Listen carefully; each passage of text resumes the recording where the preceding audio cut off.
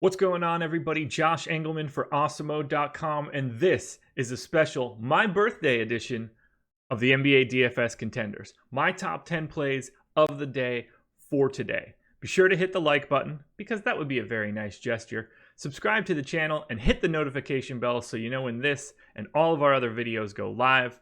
Use the promo code ConTENDER for 50% off your first week of Awesemo Plus. And follow me on Twitter at Josh Engelman so you can get updates to this list throughout the day as news breaks.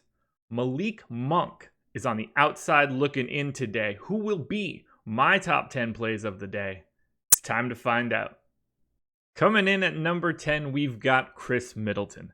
Middleton is a fantastic play on FanDuel where he has not been priced up, unlike on DraftKings, who got there a little bit ahead of Giannis being out. You got to be playing Middleton on FanDuel. He is essentially the top play. The DraftKings salary is what's bringing him down in my top 10. It's not a great spot. It's a little bit of a pace down matchup, but Middleton has been playing crazy lately. Plus 0.22 fantasy points per minute over his normal rates. He is on a heater. He's going to have all the usage he can get. The minutes look fantastic. I can't imagine not having Khris Middleton in a lineup, particularly on FanDuel. Coming in at number 9, we've got Donovan Mitchell. Mitchell's price is now sub 7K on FanDuel, which I find very interesting. 1.5x multiplier on SuperDraft stands out as an incredible bargain. He hasn't been playing as well as you'd like as of late, but still well north of 30 minutes, 30+% usage rate. Slight pace down spot, but I think that's offset by Miami's defense, which has been a little bit below average as of late. We'll see how that changes with Jay Crowder and Andre Iguodala in the fold now. Ultimately, I like the ceiling of Donovan Mitchell. I see no reason why he can't go for 45 to 50 fantasy points, which puts him right around his GPP goal. Coming in at number 8 is a little pricey, but I don't mind it. Trae Young, 10-1 on FanDuel, 10-4 on DraftKings. Not a part of the SuperDraft slate, unfortunately. Gets a date with Cleveland. Cleveland's defense has been 8.6% worse than average at giving up fantasy points on a per possession basis. That is dreadful. And Trae Young has completely changed the way he's played over the last 30 days. 1.47 fantasy points per minute. Huge boost over his normal numbers. The guy is shooting a ton.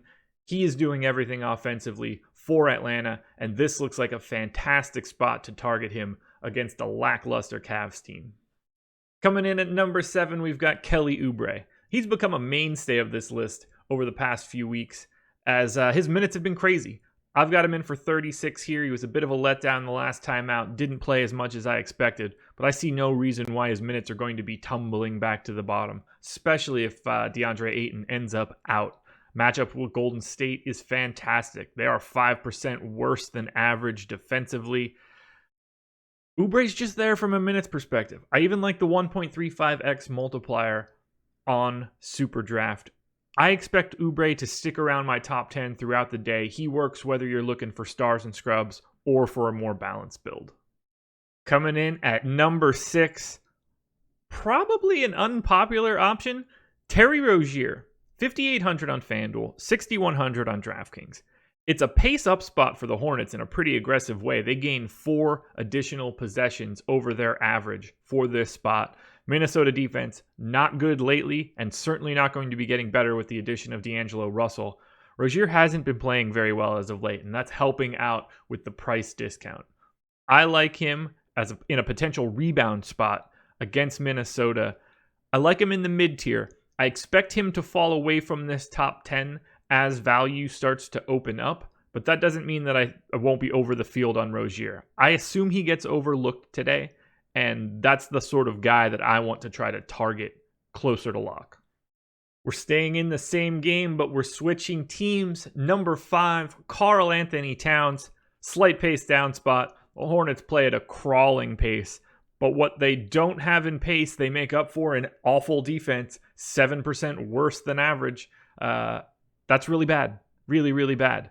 Towns hasn't been great as of late, but 10-3 on FanDuel, 10-5 on DraftKings. I think he could hit a 60-point fantasy goal. No problem. Even gets the 1.1x multiplier on SuperDraft. I gave him 34 minutes.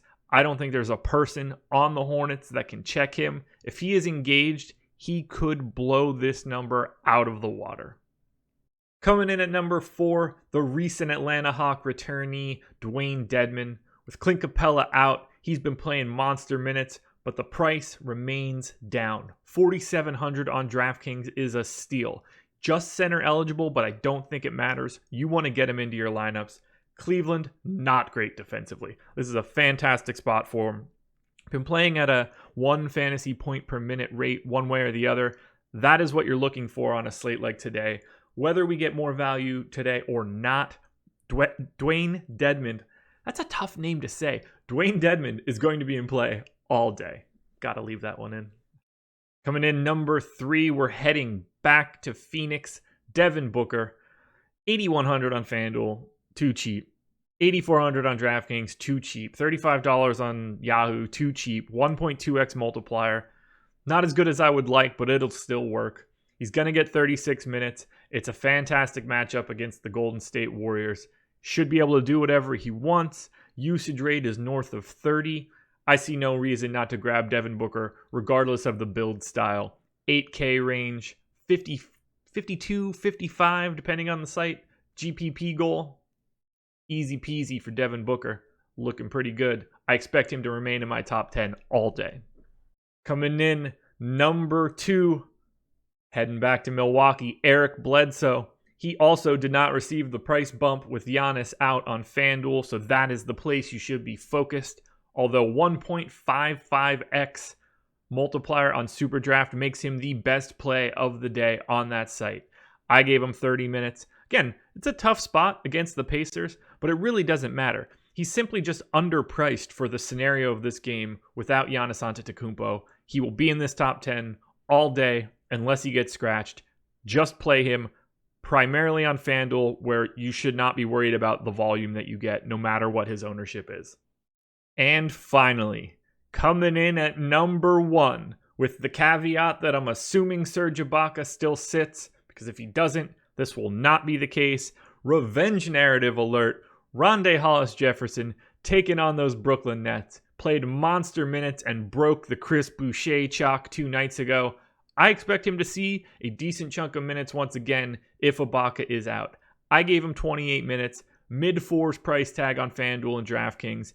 He's $11 on Yahoo, 1.85x multiplier on SuperDraft. I like him clear across the board. There's not a lot of value on the slate right now, and he is the top of the heap if he is in today.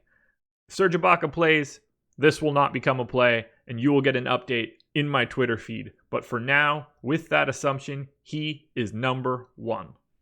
Alrighty, everybody, those are my top 10 plays of the day for Wednesday, February 12th.